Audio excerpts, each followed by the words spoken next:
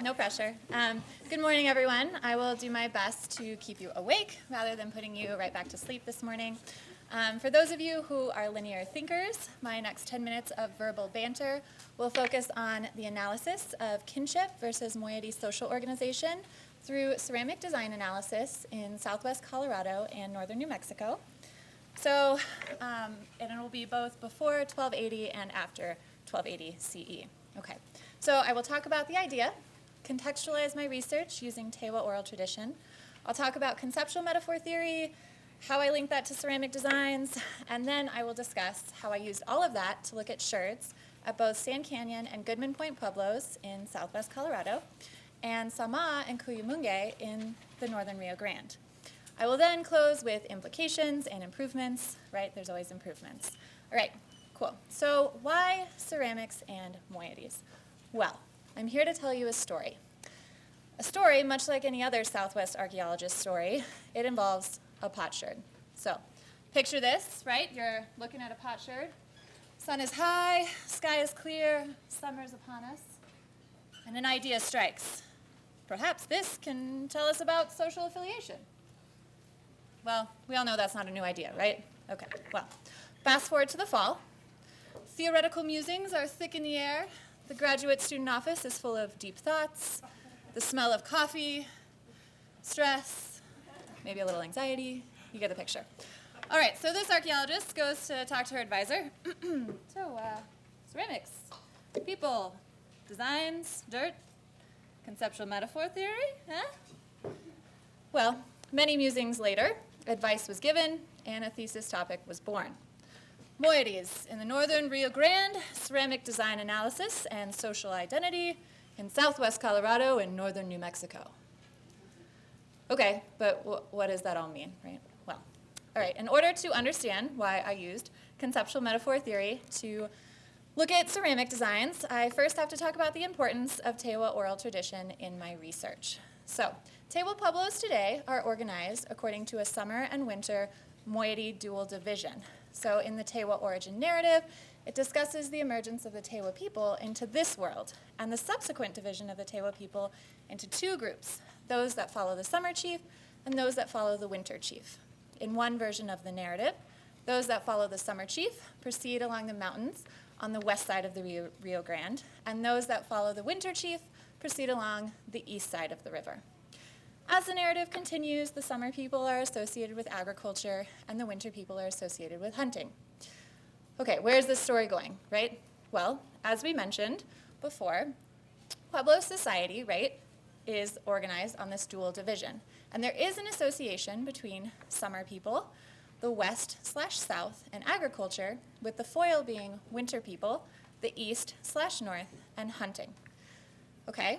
The next step in my research was to link basketry and cotton cloth to pottery designs.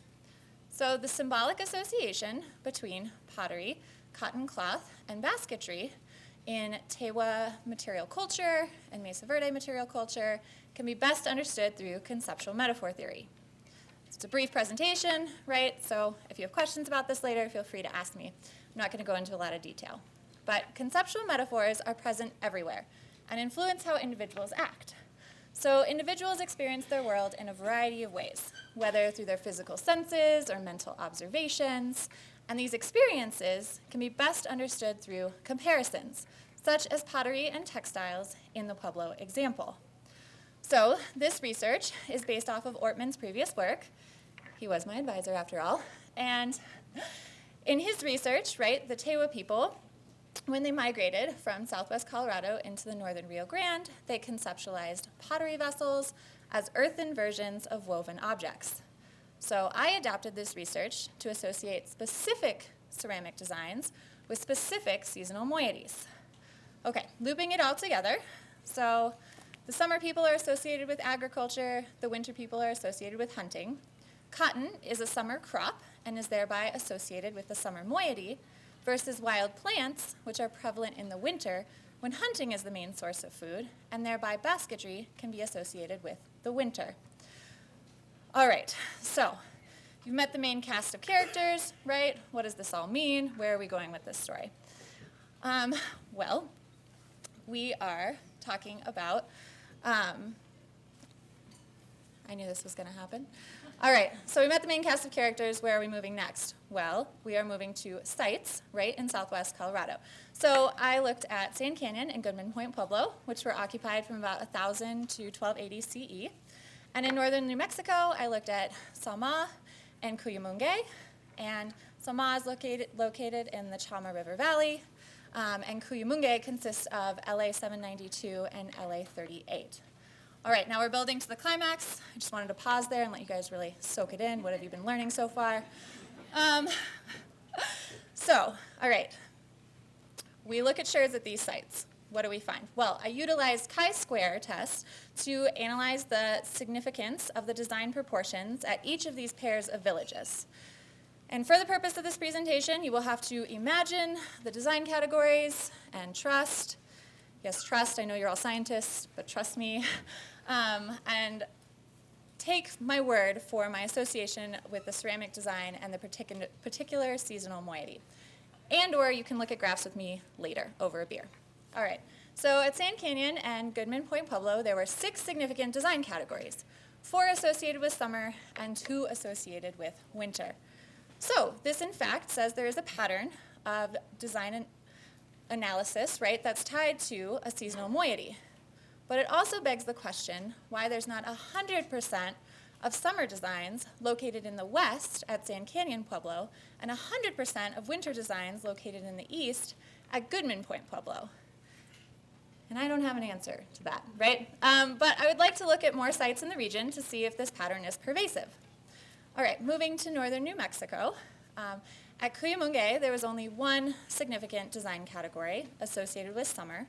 This is most likely due to the small sample size of LA 792, so the results are suggestive but not conclusive. At Salma, there were 2 significant design categories, 1 associated with summer, 1 with winter, and 2 is more than 1, but it's still just 2, so the results are suggestive, not conclusive. So although the results, right, are not clear-cut, they rarely ever are in archaeology, I still think they're important. So the implications of this research suggest that there were moieties in the Mesa Verde region that emerged as paired villages as opposed to single divided villages. I found evidence that ceramic designs can be associated with summer or winter based on their source textile industry and occur more frequently at villages associated with summer or winter based on their spatial arrangements in light of their correspondence to Tewa tradition. So my research does not rule out the fact that kin-based moieties were around in earlier times or even in P3 times, but it does suggest that non-kin-based moieties were present in the 13th century in the Mesa Verde region, and that this form of social organization was carried over into early Tewa society in northern New Mexico. So it's unlikely, right, that moiety structure has remained static, of course, but I think understanding the history of Tewa social organization can help us understand the emergence of contemporary duality in Tewa organization today. And furthermore, this research incorporates oral tradition, archaeology, and historical information in order to further archaeologists' ability to interpret community-level patterns using ceramics and apply this to social organization. And I'm biased because I'm up here talking, but I think that's pretty cool. All right, thanks, guys.